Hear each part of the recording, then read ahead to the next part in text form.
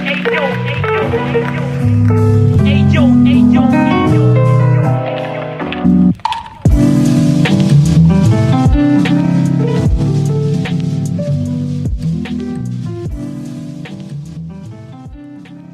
project is a no-profit foundation about visual art and photography. If you want to help us, just drop a donation on buymeacoffee.com/BerlinExplorer. So welcome to this new appointment of 50 Minutes of Experience. Today I'm with Franziska Ostermann. Welcome, Franziska. Hi, thank you for having me. Such a nice... Really nice for me too. So Franziska is a really nice photographer from Germany. I don't want to be wrong, or Österreich. Yes, I'm from Germany. I'm from Germany. Okay. So, and I met her. I have seen for the first time her work in application she did for our first open call of transformation. And surely now I want to know a bit more about you and your experience. So I give to you the mic and just tell us something about you to start, and then we go on. Yeah, sure. I would like that. Yeah, I'm a conceptual artist whose main media are photography and language, and both of those media interest me a lot, and also their interaction. And the central themes of my work are virtuality and identity, and dealing with one's own existence online and offline is the starting point of my work, and the photographic self-portrait gives me the opportunity to encounter myself. When the shutter is released, I'm the photographer and the photographed at the same time, at the same place. And I ask, am I doubled or split? Fragments of identity are transported through photographs, and in the digital world of the internet, they represent me in a place that I myself cannot physically enter. And detached from what is depicted, the images begin their own lives. And where does identity begin and where does it end, I ask? And what do the photographs that watch over us as avatars on the internet do while we are not looking? It's really particular, your work. It's in a way, I feel transponded to a kind of different universe. And remember me a bit about this feeling of the 2000, where in this cinematography there was this period of Star Trek, Star Wars, or even Apollo 11. So it's really in a way so distant from the reality and totally in the reality. And I would love to know more about how did you start? So how did you come to this point to start to work in that way? So with this light, so strong white, and this softness on the body that transpond in a way the person from a reality to something is totally unreal. Yeah, that's a very good question. I started photography when I was in my teens, and I started photographing myself with the world surrounding me, and then I got deeper and deeper into this and into image processing and Tumblr and all those words that surrounded us, like online and offline. And I followed this path, and when I decided what to do after school, I knew I wanted to follow photography. So I went to the Art Academy and studied my medium. And then I also fell in love with media theory and philosophy. And during my studies, I learned to combine the notion of intuition with theory, and to kind of work around that and make it connect. And through this journey, I also entered into the sphere of the words, and I started writing also. And for me, those two media are very interesting because they cannot be translated into each other. It's always something missing when you try to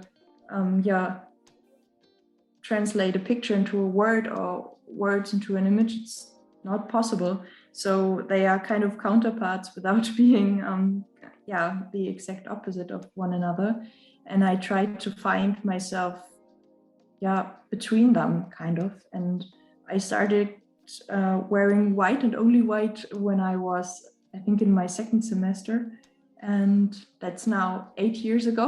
And I'm surrounded by the color every day. And that also reflects in my work. And I find the color white extremely fascinating because it can represent regarding which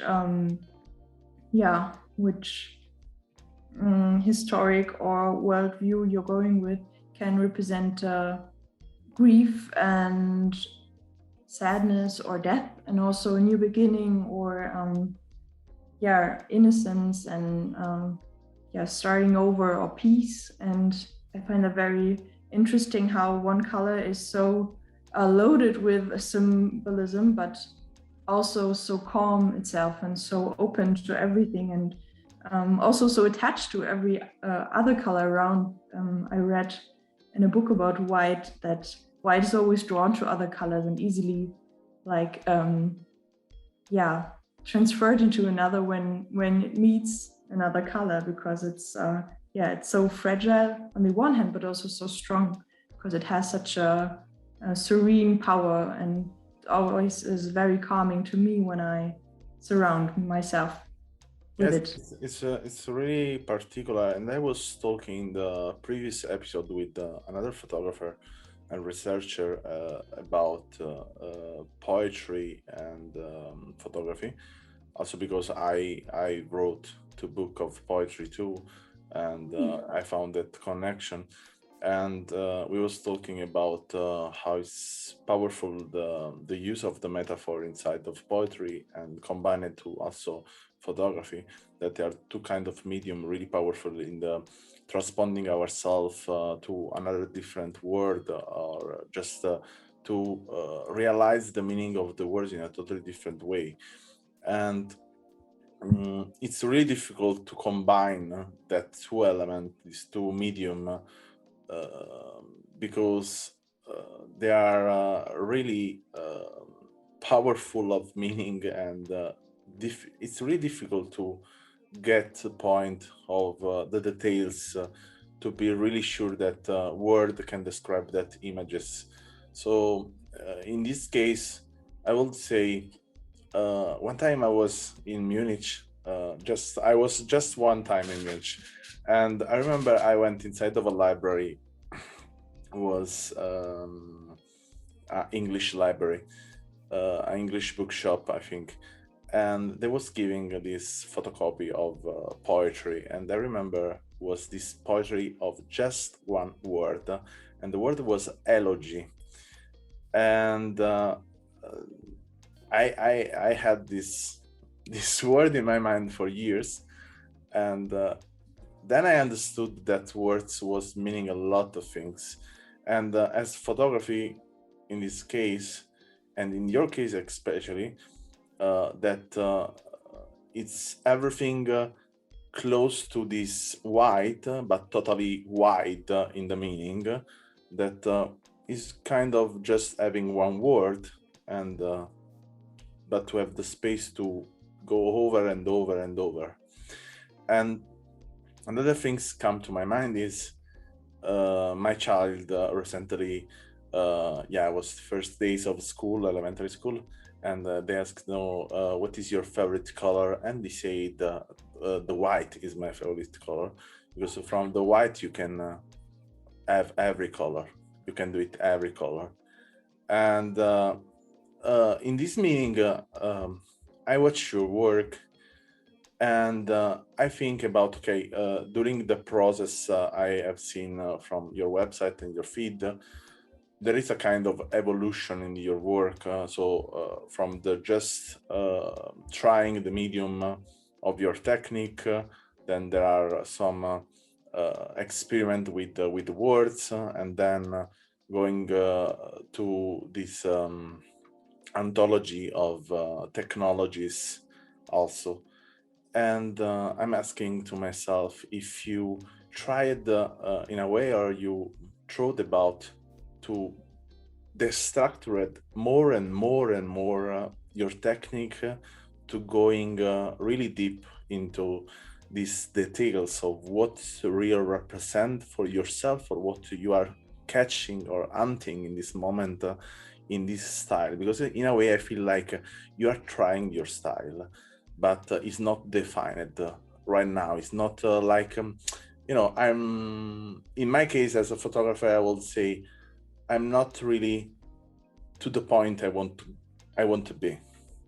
And this is something like I feel like in this experimentation. What do you think about? Well, I don't think that there is one style or one recipe, so to speak, that I would follow within my work, and then I would say that's what I achieved and that's what I will always do. For me, it's very important to have this process and to always evaluate where to go to next. And yeah, there are themes in my work that are that connect every image with each other, or the images, but I don't think that there's a formula I'm after. I think it's more like a cloud or a rhizome of topics that I like to connect and that I like to go near to and explore and kind of move around them and gather my thoughts and then make those thoughts visible. Okay. And this is a bit funny things. It's nice that you were white, totally white, and here in Berlin, totally opposite. You can, no, you can see a lot of people were totally black. Sure. And I was thinking, about you in this totally white, in this totally black world. And how do you feel about thinking about being in Berlin in totally white, in a place where most of people were totally black? Yeah, I find that very interesting. That black is kind of the uniform of artists, and I often get talked to because of my clothing, and it's kind of a talk opener. Like people on the street, random strangers, started talking to me and say like, "Wow, you're totally white to my totally black today," and that's always so nice because black and white seem to form a connection even like that, and I think that's very beautiful. And also it's so cool because in Berlin there are so many different styles of fashion, and there's everything is possible, and it's always so nice to just look at people and see what they dress like today. And even though there's so much there, it's also my my white is always kind of standing out, or it's Totally. a style of its own. And I think that's so interesting because it's kind of so calm, but it's so loud in another way, and it melts perfectly with all those styles. I think. If I think about the white, actually, if I think about you in this white in Munich, I feel a kind of form of straight idea. But then if I just take you and I put you in my imagination somewhere else, I see a kind of not really straight point, but totally, how to say, like to put it out from what we consider normal, So everything depends of the landscape we put ourselves in. And but instead that, I would love to know if you think or you believe that the country where you live influence a lot the way you taking pictures, or you work with the photography, or probably you are more influenced from different other countries, different culture.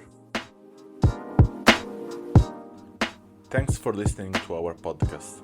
Learn more about our project at allmylinks.com/BerlinExplorer or visit our Instagram and follow Berlin Explorer Project.